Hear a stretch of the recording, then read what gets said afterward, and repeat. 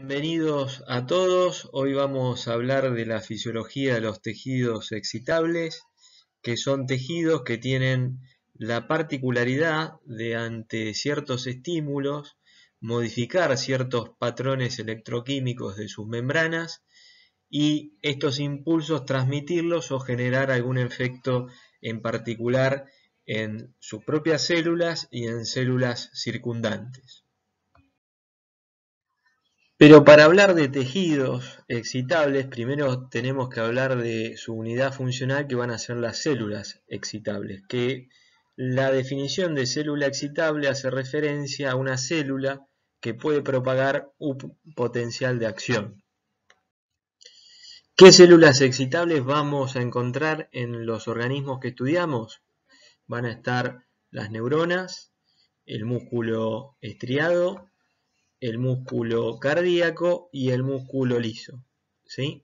Entonces vamos a tener un tejido particular que básicamente es de transmisión, como son las neuronas y distintos tejidos nodales, y luego vamos a tener ya células que tienen una función más efectora, dentro de las cuales vamos a encontrar los distintos tipos de músculos que van a tener distintas ubicaciones a nivel de los organismos.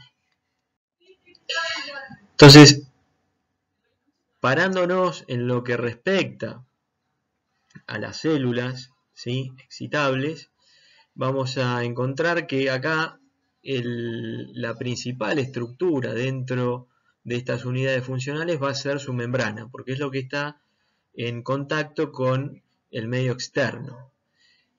Y lo que se puede llegar a generar es un potencial, es decir, generalmente una diferencia, un diferencial o un delta dentro de las cargas de una membrana, que puede llegar a generar un potencial de reposo, ¿sí?, propagado, o de acción no propagado. El potencial de membrana en reposo, es decir, el potencial que tiene una membrana que no está en un estado de excitabilidad o que no está siendo estimulada, se mantiene básicamente por un equilibrio que se llama, que lo pueden llegar a encontrar en la literatura, de Gibbs-Donan. Ese equilibrio de Gibbs-Donan está dado en particular por la difusión de iones de forma libre, como es el caso del potasio y del cloro, ¿sí?, un catión y un anión, y dentro de la cara intracelular de la membrana vamos a encontrar una serie de aniones no difusibles, que generalmente son proteinatos. Como predominan los aniones en la cara intracelular, la polaridad de las membranas celulares, es decir, el diferencial de potencial, va a ser negativo, es decir, que van a tener una carga negativa las células. Y por otro lado, más allá de la difusión de este proceso de transporte pasivo, hay un transporte de tipo activo a través de la bomba sodio-potasio ATPasa, en la cual egresan 3 sodios e ingresan 2 potasios. Y acá lo que vemos es que también se genera un diferencial de voltaje, ya que se están perdiendo 3 cargas positivas y se reincorporan 2. Es decir, que hay un déficit de una carga positiva, con lo cual las membranas están cargadas negativamente. ¿Qué estímulos pueden generar un potencial de acción? Pueden ser químicos, físicos o eléctricos. Y lo que generan son cambios en la permeabilidad de la membrana, generando principalmente la apertura de distintos canales de distintos iones que van a afectar la polaridad de la misma. ¿Cómo se genera este proceso del potencial de acción? Lo que se va a generar es una despolarización, donde nosotros observamos que una membrana en reposo tiene cargas negativas, ¿sí?, en su cara interna, y obviamente en la cara externa va a haber cargas positivas. Lo que se produce es una inversión de esa polaridad y comenzamos a ver que comienza a haber cargas positivas en el interior y por ende a quedar negativo el exterior, ¿sí? Ese es el proceso de despolarización. Obviamente luego se tiene que volver a instaurar este potencial de membrana en reposo, con lo cual se vuelve a adquirir esa polaridad de cargas negativas a nivel de la membrana y cargas positivas en el exterior, ¿sí? Generalmente este cambio de negativo a positivo está dado en la mayoría de los tejidos por un influjo de sodio, pero vamos a ver que hay algunas particularidades o tejidos que tienen otro catión que interviene en ese proceso. Pasando en limpio lo que vimos en la presentación en la diapositiva anterior, el potencial de acción es generado o es una inversión del potencial de membrana, generalmente dado por la permeabilidad al sodio y al potasio que se ve alterado en distintos puntos del potencial.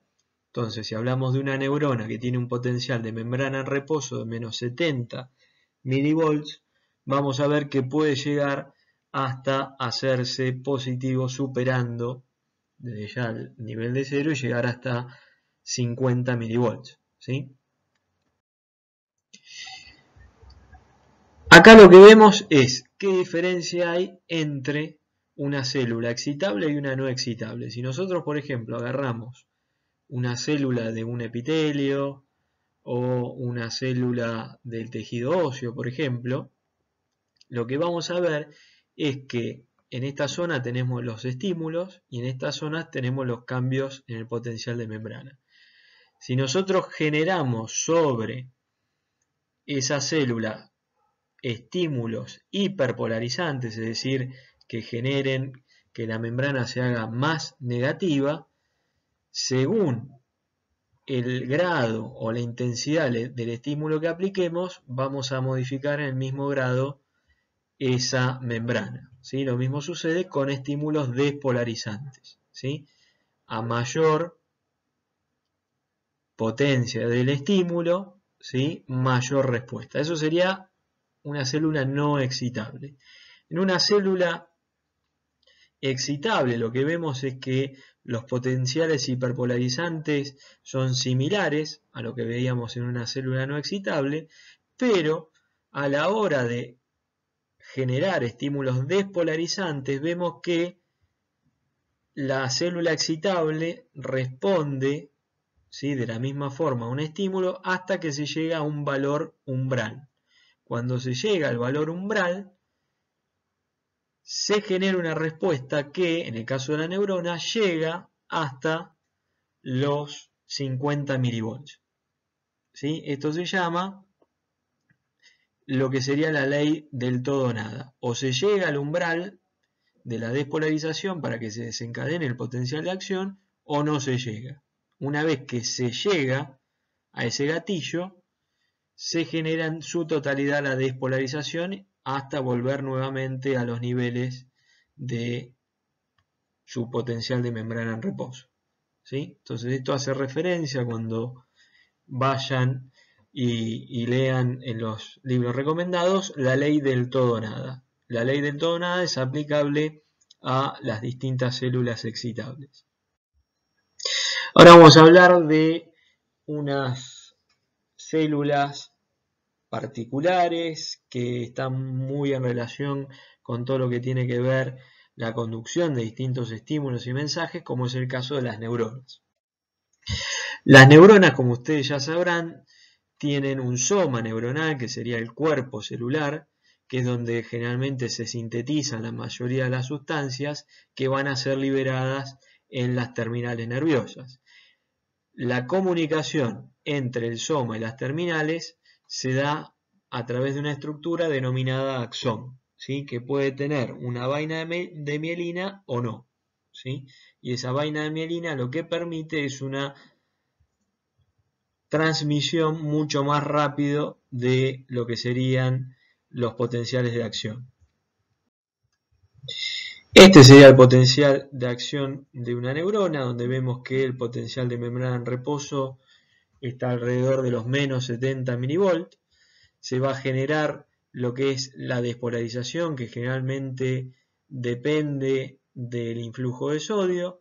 Se va a llegar a un pico que ronda aproximadamente los 50 milivolts. Luego se genera el proceso de repolarización, que en este caso depende sobre todo del potasio, del flujo de potasio. Y luego va a venir una hiperpolarización y una reinstauración del potencial de membrana en reposo. Esto era lo que veíamos acá hablando, ¿sí?, de un potencial de membrana en reposo que está cerca de los menos 70, de la ley del todo nada, en este caso para las neuronas. Cuando generamos o estamos en un potencial umbral, o alcanzamos, mejor dicho, a través de un estímulo umbral, el umbral de esta célula, se va a generar la despolarización, y por más que generemos o estimulemos esa célula con estímulos mucho más potentes, es decir, que superen el umbral de despolarización, la respuesta por parte de las células va a ser la misma, ¿sí? Y eso hace también referencia a otro de los postulados dentro de la ley del todo nada. Una vez que se generan estímulos supraumbrales, la respuesta va a ser similar a la generada con un estímulo umbral. Estímulos subumbrales por sí solos no generan el desencadenamiento de un potencial de acción. O también se puede denominar compuerta H, y la compuerta que está en la parte superior se denomina compuerta de activación. Cuando estamos en el proceso de despolarización, se produce la apertura de ambas compuertas, por ende el sodio puede ingresar. Pero una vez que se llegó al pico máximo, no va a poder ingresar más sodio, ya que se va a cerrar la compuerta de inactivación, que es la compuerta H, ¿sí? Luego se va a cerrar también la compuerta de activación, ¿sí?, sobre todo cuando se alcanza el potencial de membrana en reposo, para luego poder abrirse. Ahora vamos a ver la implicancia que tiene esto en algunos fenómenos que suceden en los potenciales de acción. ¿De qué dependen los potenciales de acción? Dependen de la permeabilidad de distintos iones. Nosotros dijimos que para las neuronas son cruciales el ion sodio y el ion potasio, donde la permeabilidad del sodio es muy grande durante el proceso de despolarización, que es donde se abren los canales de sodio y el sodio ingresa a la célula. Por eso se hace más positiva la cara intracelular de la membrana. Luego esta conductancia o permeabilidad comienza a disminuir y comienza a aumentar la permeabilidad del potasio. En este caso lo que se produce no es un influjo de potasio, sino una salida, por ende se pierden cargas positivas, la célula comienza a repolarizarse, se hiperpolariza y vuelve al potencial de membrana en reposo.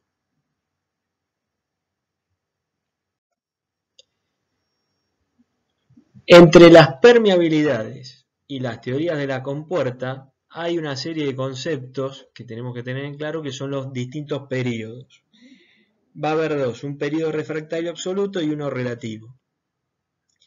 El absoluto va desde el umbral hasta el primer tercio de la repolarización y ningún estímulo es capaz de excitar a esa célula. Es decir, por más que se realice un estímulo nuevamente umbral o supraumbral, la célula no va a volver a excitarse, ¿sí? Va a seguir su camino a lo largo del potencial de acción desencadenado en un primer momento.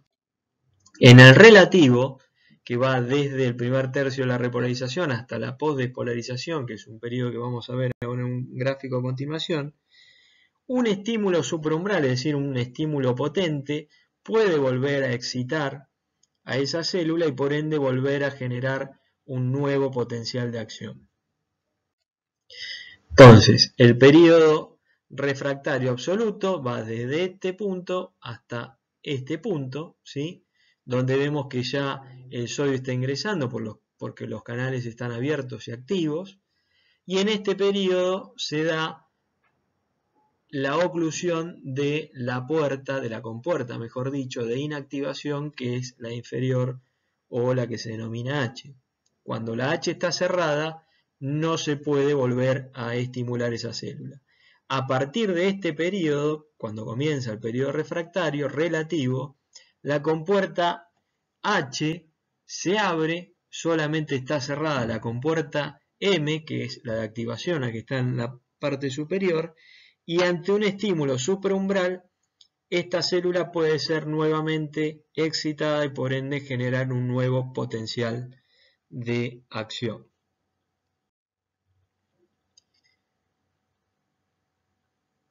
Con lo cual,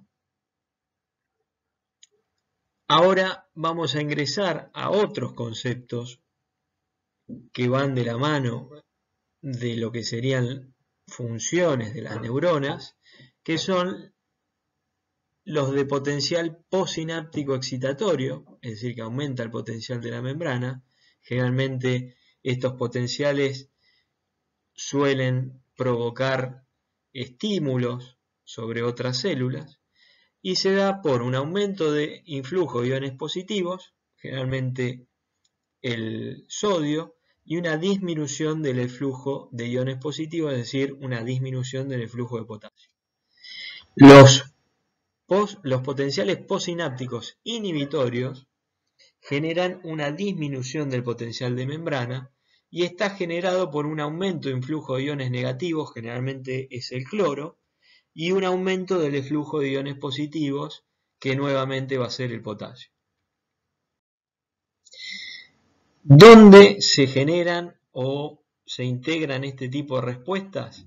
En el cono axonal, que va a ser esta zona ubicada entre lo que sería la emergencia del axón, ¿sí? O la inserción del axón, y el soma neuronal.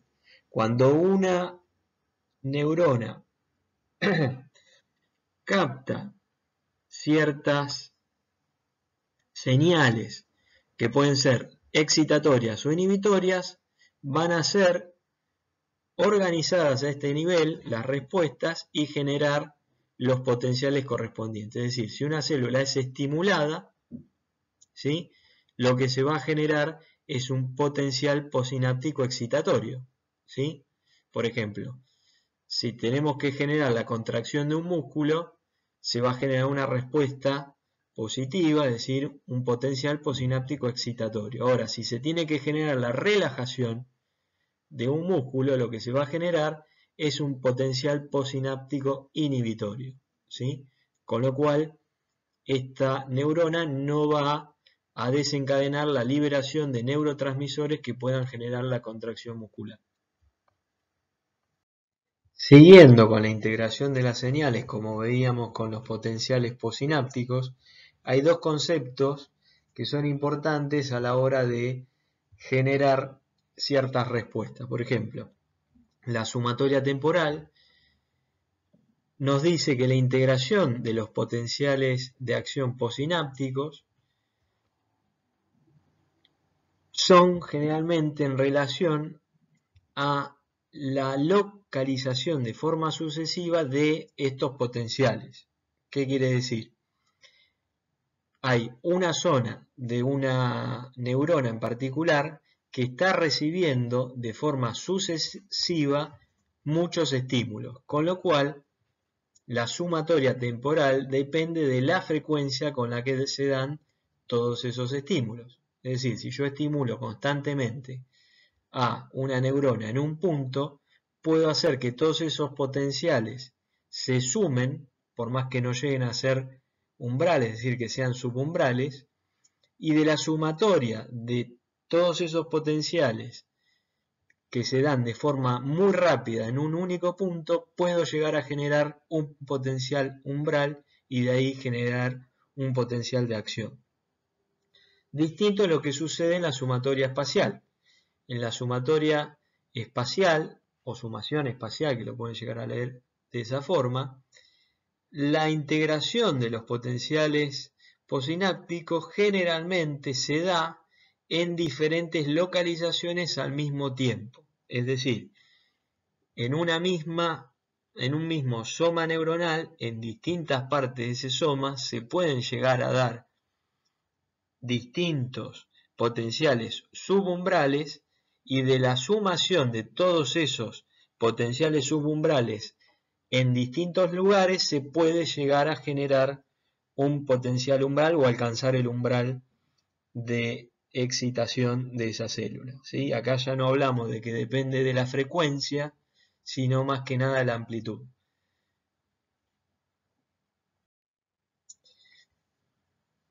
Entonces, ya hablamos de la neurona, que la neurona va a ser una célula encargada de llevar señales y de que otras células lleven a cabo distintas funciones, y algunas de esas células que van a llevar funciones, o van a generar, mejor dicho, funciones, van a ser distintos tipos de músculo. Vamos a arrancar con el músculo estriado. Aquí lo que vemos en este esquemita es una placa neuromotora donde tenemos una neurona que va a liberar un neurotransmisor como la acetilcolina, que va a ser la encargada, ¿sí?, de generar modificaciones en la membrana de la célula muscular para desencadenar la contracción, ¿sí? Entonces tenemos acetilcolina que se libera desde el axón terminal, va a interactuar con un receptor que se llama nicotínico muscular. Ese nicotínico muscular es un receptor acoplado a un canal, con lo cual va a favorecer el influjo de sodio, ¿sí?, porque el canal que está asociado es un canal de sodio, y se va a producir la despolarización de esta membrana. Cuando se produce la despolarización de esta membrana, lo que se va a activar es un receptor de dihidropiridinas. Este receptor de dihidropiridinas lo que termina haciendo es activar a otro canal u otro receptor, que es la rianodina, que va a generar el eflujo de calcio desde el retículo sarcoplásmico. Este calcio obviamente va a tener un destino que va a ser generar la contracción muscular. Entonces acá nos tiene que quedar en claro lo siguiente. La acetilcolina interactúa con un nicotínico muscular, que es un receptor acoplado a un canal, lo cual genera la apertura de dicho canal, influjo de sodio, y se genera el potencial de acción. Esa inversión en el potencial de la membrana de la fibra muscular activa a un receptor de dihidropiridina que está relacionado con este canal que es de rianodina en relación al retículo sarcoplásmico, que es el que regula el flujo de calcio desde el retículo sarcoplásmico.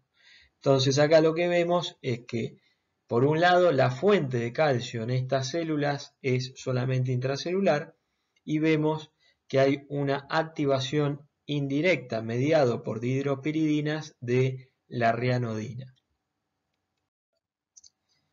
Cuando vemos qué sucede entre la actividad eléctrica y la mecánica, algo que tenemos que tener en cuenta es que siempre la actividad eléctrica precede a un evento mecánico.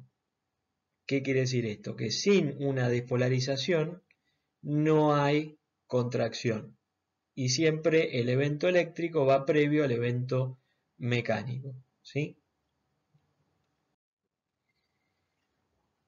Un concepto que está en relación al músculo esquelético es el de tetanización, ¿sí? Nosotros veíamos que puede haber una contracción, que puede generarse un fenómeno de sumación y por ende generar relajaciones parciales, y luego comenzamos a observar el fenómeno de tétanos incompleto y completo, donde ya hay una contracción sostenida del músculo. En este caso se habla de tétanos, porque básicamente es un proceso patológico el tétanos, donde interviene una bacteria, un clostridio que tiene una toxina que es la tetanospasmina, y lo que genera es un espasmo, una contracción sostenida en el tiempo del músculo, ¿sí? Generalmente este mecanismo se da porque no intervienen neurotransmisores que generan la relajación de esos músculos y por ende se da una contracción sostenida sobre todo en los músculos extensores.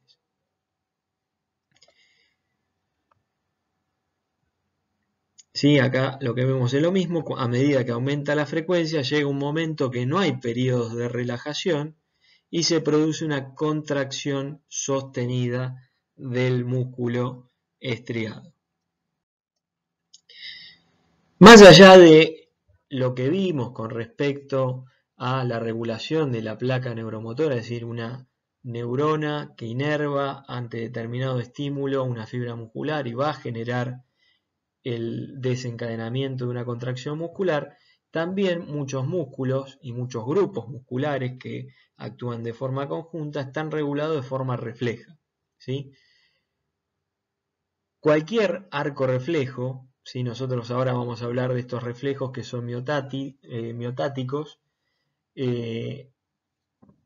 pero después vamos a ver a lo largo de la materia que hay otros reflejos que son viscerales, tienen estos mismos componentes, es decir, hay un estímulo, un receptor, una vía nerviosa aferente generalmente, un centro integrador, una vía eferente que puede ser nerviosa o en algunos casos particulares que vamos a ver en la fisiología puede ser humoral, un órgano que lleva a cabo la respuesta y obviamente la respuesta. Entonces, en los reflejos, en este caso miotáticos, como es el caso, por ejemplo, del reflejo patelar o rotuliano, que es el que ustedes deben conocer, que se lleva a cabo golpeando sobre la rótula o en relación al tendón de inserción del cuádriceps con un plexímetro, se llama un martillito, ¿sí? Y se genera la extensión de la rodilla o la contracción del cuádriceps que genera ese efecto.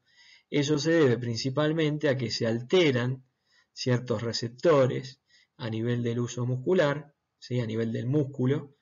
Ese receptor que sensa el estiramiento de la fibra muscular a través de un nervio sensitivo lleva ese estímulo a un centro integrador, que en este caso es medular, y a través de un nervio motor, como va a ser el femoral en el caso del reflejo patelar, va a estimular la contracción muscular, ¿sí? Entonces esto sería una forma de regular la actividad muscular de forma rápida, ¿sí? Sobre todo lo que se integra a nivel medular, y en el día de mañana nos va a servir en la clínica para evaluar la funcionalidad, sobre todo el sistema nervioso, en este caso de distintas porciones de la médula.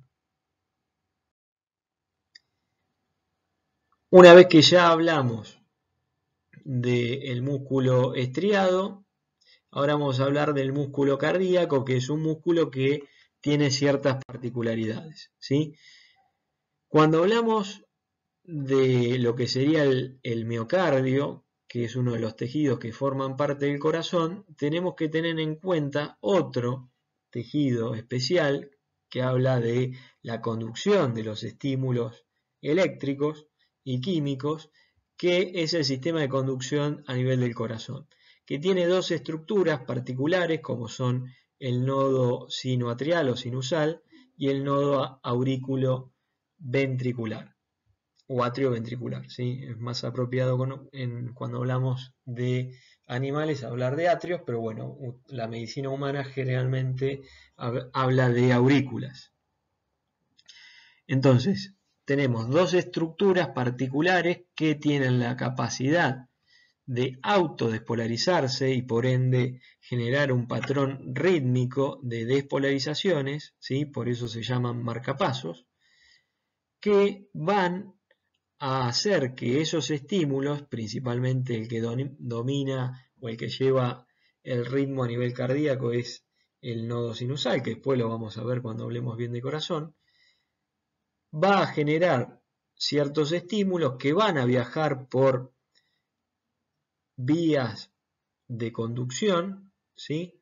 En este caso tenemos tractos internodales, luego vamos a tener el haz de His, ¿sí? Y luego tenemos las fibras de Purkinje que se van a distribuir por, o mejor dicho, a intercalar con las fibras miocárdicas.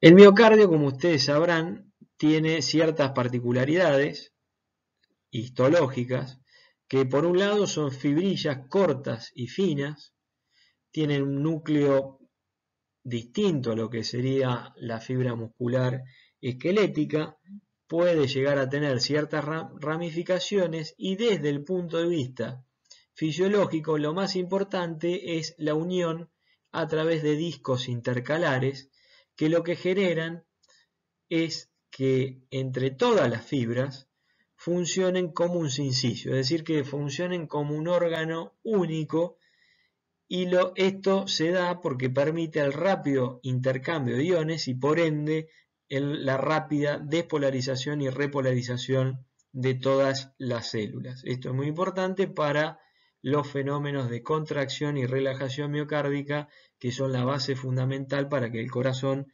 actúe como bomba. Aquí lo que vemos es el potencial de acción de un miocardiocito, ¿sí? Y vamos a estar evaluando la excitabilidad o el vasotropismo, que es una de las propiedades cardíacas que vamos a ver cuando hablemos de cardiovascular. El potencial de acción de un miocardiocito es bastante distinto tanto al de la neurona como al del músculo esquelético, ya que tanto la neurona como el músculo esquelético tenían una silueta bastante similar, duraban aproximadamente lo mismo, estamos hablando de 7 a 10 milisegundos, y la única diferencia que había entre esas dos células excitables era su potencial de membrana en reposo, que la neurona era de menos 70 milivolts y en el músculo esquelético es de menos 90. Aquí también el potencial de membrana en reposo de menos 90, vamos a ver que hay una fase cero de despolarización dada por el influjo de sodio. Luego observamos que cuando comienza el proceso de repolarización va a estar dado por un influjo de cloro y luego se va a dar una particularidad que es esta meseta que observamos que está dada por el influjo de calcio y el eflujo de potasio, ¿sí? Esta meseta responde a que se igualan las cargas positivas que ingresan y las cargas positivas que egresan. Esto da una ventaja fisiológica a esta célula y es que alarga el periodo refractario absoluto. El periodo refractario absoluto era dicho periodo en el cual, por más que se genere un potencial supraumbral, un estímulo muy potente, la célula no se podía volver a estimular, a excitar, y por ende, en este caso, no se puede volver a contraer. Con lo cual, esto genera que el miocardio no pueda tetanizarse.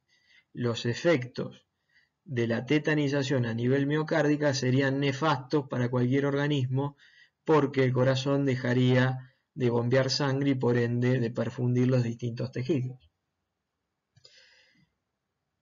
La extensión del periodo refractario absoluto impacta sobre la longitud en el tiempo de este potencial de acción. Fíjense que en las neuronas y en el músculo esquelético hablamos de 7 a 10 milisegundos, acá estamos hablando de 200 milisegundos, ¿sí?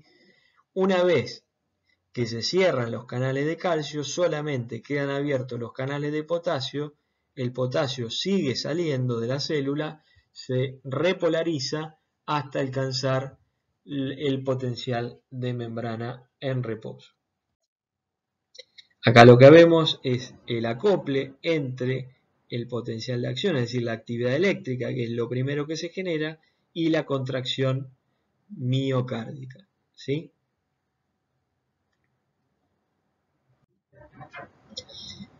El corazón, como vimos previamente, no solamente tiene células musculares, es decir, solamente no tiene miocardio, también tiene células que generan potenciales de acción espontáneos, como eran las células nodales, y células de conducción, como vimos que eran las de His, las internodales y las fibras de Purkinje. En este caso lo que vemos es el gráfico de un potencial de acción del tejido nodal, que va en relación, ¿sí?, a otra propiedad cardíaca, es decir, la excitabilidad de esta célula lo que genera es la frecuencia cardíaca o cronotropismo, que vamos a ver también más adelante. Entonces, esta célula tiene una fase de despolarización o cero que depende del influjo de calcio, y la repolarización se da por un eflujo de potasio. ¿Sí? Ojo, esta flechita que dice que indica hacia dentro solamente está indicando que el potasio está en relación a esta fase. Algo característico de este tipo de células nodales es la presencia de lo que se denomina una despolarización diastólica espontánea, ¿sí? Esta despolarización diastólica espontánea hace referencia a que esta célula tiene una regulación automática de canales de sodio, ¿sí?, que hacen que se abran y generen que el potencial se haga más positivo hasta alcanzar valores cercanos al valor umbral, ¿sí? Y esto es constante y es automático. Las teorías de por qué se genera esto hay varias, pero hay algunas que hablan de unos canales particulares de sodio o canales Fanny, que por ahí lo pueden llegar a leer así en la literatura. Lo importante del tejido nodal es que este potencial, o mejor dicho, esta despolarización diastólica espontánea puede ser alterada por la regulación nerviosa autónoma que van a ver en la próxima clase, ¿sí? ¿Y cómo puede influir el sistema nervioso autónomo? Puede hacer que aumente el flujo de potasio, con lo cual se hace más negativa esta pendiente, ¿sí?, o aumente el influjo de calcio y esta pendiente se haga más positiva. Si esta pendiente se hace más positiva, se pueden meter más despolarizaciones por minuto y eso genera que haya más latidos por minuto, por ende aumenta la frecuencia cardíaca, por ende hablamos de una taquicardia, que vamos a ver más adelante. La cinética de los canales de sodio, en este caso del miocardio, es la misma, por eso lo traigo, para que recuerden la teoría de las compuertas. Y acá volvemos a hablar de miocardio. Entonces, cuando estamos en la fase 0, la despolarización, tanto la compuerta M de activación como la H de inactivación están abiertas y el sodio puede ingresar. Cuando ya entramos en lo que sería la repolarización, ¿sí?, la M continúa abierta, pero se cierra la H, que es la de inactivación. Esto nos sitúa en el periodo refractario absoluto, en el cual la célula no puede volver a despolarizarse. Cuando se produce el ingreso de esta célula en el periodo refractario relativo, que es muy corto, ¿sí?, en este tejido en particular, la M, que es la de activación, está cerrada, pero la H, que es la de inactivación, está abierta. En este momento, si viene un estímulo supraumbral, se puede volver a estimular el miocardio.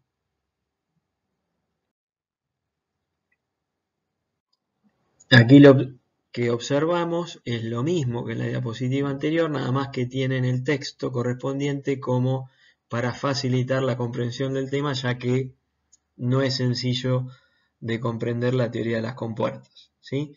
Algo que es importante recalcar es que no solo en las células miocárdicas, sino en el resto de las células excitables, el potencial de membrana en reposo generalmente suele ser restablecido por la bomba sodio-potasio ATP-ASA para volver a generar ese diferencial de voltaje en la cual lo que vemos es una pérdida de cargas positivas y por ende la cara interna de la membrana celular queda cargada negativamente. Algo que tenemos que tener en cuenta en la célula miocárdica, que seguramente lo volvamos a abordar cuando hablemos a nivel de cardiovascular, es otras dos propiedades cardíacas que son el inotropismo y el lusitropismo. El inotropismo es la contractibilidad, la contracción del músculo cardíaco, el miocardio. El lusitropismo es la relajación del mismo. El inotropismo, tenemos que tener en cuenta lo siguiente: la contracción muscular se va a desencadenar de una forma distinta a lo que observábamos en el músculo esquelético. Acá lo que se produce generalmente es un influjo de calcio, ¿sí? El potencial de acción lo que desencadena es un influjo de calcio, y ese influjo de calcio hace que el calcio estimule al receptor de rianodina, que va a estar en relación al retículo sarcoplásmico, y genere la liberación de calcio. Entre el calcio que ingresó y el calcio que liberó el retículo sarcoplásmico va a ser el calcio que va a generar la contracción muscular. Que el calcio extracelular favorezca la liberación del calcio intracelular se lo denomina liberación de calcio inducida por el calcio, ¿sí? Ya que el calcio que ingresa interactúa con el receptor de rianodina y estimula o favorece la liberación del calcio retenido en el retículo sarcoplasmático. Ahora bien, luego de la contracción se tiene que producir la relajación, es decir, el lusitropismo, de esta fibra miocárdica para que vuelva, ¿sí?, a generarse luego una nueva contracción y obviamente esto impacte en el número de ciclos que se dan por minuto a nivel cardíaco en un animal, ¿sí? Que eso va a impactar sobre la frecuencia cardíaca, obviamente sobre el volumen de sangre que se va a eyectar por minuto. Entonces se tiene que producir la relajación de esa fibra. Para que se produzca la relajación de esa fibra, tiene que el calcio intracelular volver a ingresar, ¿sí?, al retículo sarcoplasmático para que quede resguardado o reservado ese nivel para una nueva contracción, o tiene que salir de la célula, ¿sí?, por un proceso activo. Que el calcio ingrese al retículo sarcoplásmico también es un proceso activo que consume ATP y está mediado por una enzima denominada fosfolamban. La fosfolamban inhibe, ¿sí?, la recaptación de calcio, con lo cual para aumentar el proceso de relajación debe ser inhibida esta enzima para que aumente la recaptación de calcio por el retículo sarcoplásmico. Por eso vamos a verlo más adelante, no es más que una introducción.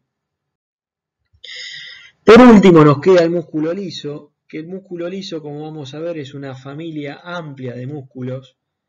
Hay una gran variedad y tienen distintas ubicaciones en los organismos. El músculo liso también tiene distinciones histológicas, por ejemplo, no tiene líneas zetas, carece de estrías transversales visibles, ¿sí?, que eran en parte esas uniones que veíamos intercaladas muchas veces en el miocardio sobre todo. El retículo sarcoplasmático tiene poco desarrollo, por ende el calcio que puede ser reservado prácticamente es nulo en estas células y hay una gran dependencia del calcio extracelular. Cuando nosotros hagamos referencia al músculo liso, generalmente vamos a hablar, cuando digamos que tiene un potencial de membrana inestable, que tiene cierto automatismo, del músculo liso del tracto gastrointestinal. Puede generar contracciones continuas e irregulares, que también lo observamos en el músculo liso del tracto gastrointestinal. Puede llegar a tener contracciones independientes de inervación, está regulado de una forma bastante compleja este músculo liso, y puede generar una contracción parcial sostenida, es decir, tener un tono, que eso lo podemos llegar a encontrar, por ejemplo, en el músculo liso que se encuentra a nivel uterino, también denominado miometrio, o en el músculo liso que observamos a nivel de las arteriolas. Cuando hablamos del músculo liso del tracto gastrointestinal, vemos que tiene un potencial de reposo ondulante, que se denomina ritmo eléctrico básico, ¿sí? Y que sus potenciales de acción se dan en espiga, como vamos a ver a continuación. Vamos a ver un poco de qué consiste el ritmo eléctrico básico, que también es un fenómeno que no es sencillo de comprender, pero que una vez que lo conozcan van a entender su funcionamiento. Primero, el ritmo eléctrico básico es exclusivo del músculo liso en el tracto gastrointestinal, que tiene la particularidad de tener un tejido nervioso particular que genera, ¿sí?, este potencial de membrana en reposo ondulante, ¿sí?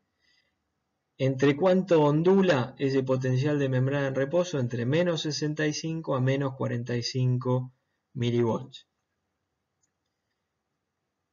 Generalmente las células encargadas de producir este patrón, ¿sí?, porque obviamente tiene una frecuencia esto, son las células de Cajal, que ustedes la van a ver con más detenimiento seguramente en histología. Si tuviésemos que definirlo, el ritmo eléctrico básico son fluctuaciones rítmicas, tienen cierto ritmo, cierta frecuencia, son automáticas del potencial de membrana en reposo del músculo liso, el tracto gastrointestinal, que se desplazan hacia aboral, es decir, hacia caudal del animal. Como habíamos dicho previamente, las células intersticiales de Cajal, que son células nerviosas modificadas, generan este ritmo eléctrico básico, ¿sí? Y estas células intersticiales de Cajal están unidas a las células del músculo liso del tracto gastrointestinal por uniones de tipo gap o de hendidura, con lo cual favorecen la comunicación y por ende la funcionalidad de dichas células musculares. Generalmente el ritmo eléctrico básico tiene baja frecuencia y baja amplitud, ¿sí? Ondula a baja frecuencia y son montañas, hablando mal y pronto, que tienen baja amplitud, es decir, que no llegan al valor umbral. Por ende, no hay una actividad mecánica teniendo solamente ese potencial de membrana en reposo ondulante. Para que se produzca la despolarización de una célula de músculo liso, se tiene que producir el influjo de calcio. Fíjense que acá ya no hablamos de sodio, sino que hablamos de calcio. Esto es algo distintivo del músculo liso. Y la repolarización sí depende del flujo de potasio como el resto de las células. Ahora fíjense lo siguiente, los potenciales de acción suelen tener alta frecuencia y alta amplitud, que es lo que vemos graficado aquí. Nosotros tenemos el ritmo eléctrico básico, ¿sí? Y cuando la membrana se acerca, es decir, cuando está en menos 45 milivolts, a esa instancia, a ese nivel, se pueden producir las despolarizaciones pertinentes. Cada espiga es una despolarización. En cada despolarización se genera un influjo de calcio y un eflujo de potasio. Influjo de calcio, flujo de potasio, influjo de calcio, flujo de potasio. De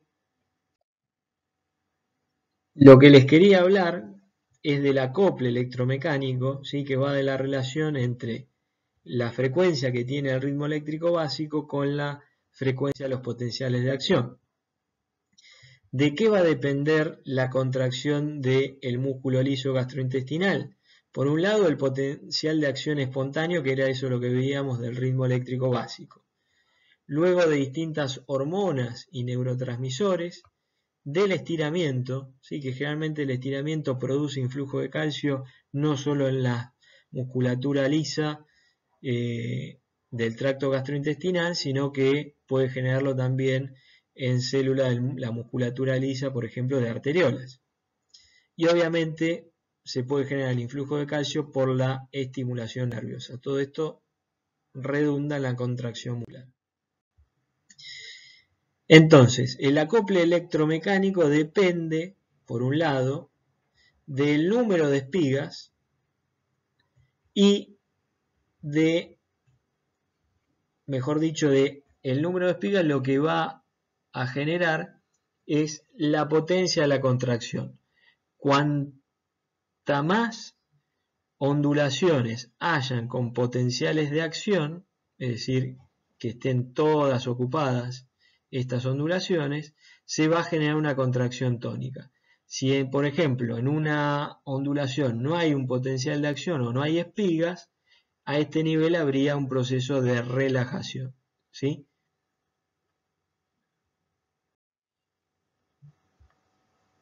Entonces, ¿de qué depende la contracción? Y hablando, sí, acá en particular del músculo liso del tracto gastrointestinal. Por un lado, de la amplitud y la frecuencia del ritmo eléctrico básico y de los potenciales de acción, y todo esto está influenciado por el sistema nervioso autónomo, el sistema nervioso entérico, sí, que en parte estaba dado por esas células intersticiales de Cajal, distintas hormonas específicas del tracto gastrointestinal, denominadas enterohormonas, y algunos reguladores parácrinos. Es decir, que la motilidad del tracto gastrointestinal tiene una regulación muy compleja, ¿sí? Y fíjense que interviene muchísimo la funcionalidad del sistema nervioso, ¿sí? Y por eso, ya no tanto hablando, bueno, sí, en realidad sí puede afectar sobre todo a animales de compañía y a nosotros, los seres humanos, si hay algún tipo de afección emotiva o que afecta el sistema nervioso, seguramente afecte la funcionalidad del tracto digestivo, y uno de los impactos que tiene es sobre la motilidad. Pero para no hablar solamente del músculo liso del tracto gastrointestinal, acá vemos qué sucede, por ejemplo, con el músculo liso que encontramos a nivel uterino, que se denomina miometrio, ¿sí? Que es la capa intermedia histológica de la pared uterina.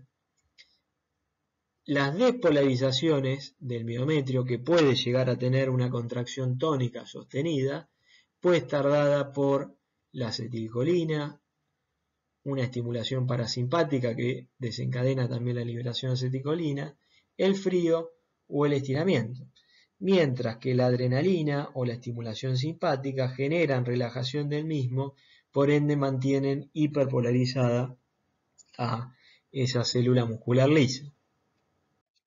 Bien, hasta aquí hablamos de tejidos excitables, fuimos desde un tejido de conducción general, como es el caso del sistema nervioso y de sus células, que son las neuronas. Luego pasamos al músculo esquelético y cómo se regula, las características de su potencial de acción, para pasar luego al músculo cardíaco y el impacto que va a tener la funcionalidad del miocardio y de las células de los tejidos nodales y de conducción sobre las propiedades cardíacas y por ende sobre la sangre que se puede llegar a enviar desde el corazón hacia los tejidos por minuto, para luego pasar a un tema que es complejo, que es diverso, como es el del músculo liso, donde hicimos principalmente hincapié en el músculo liso del tracto gastrointestinal. Así que ahora a estudiar y a trabajar.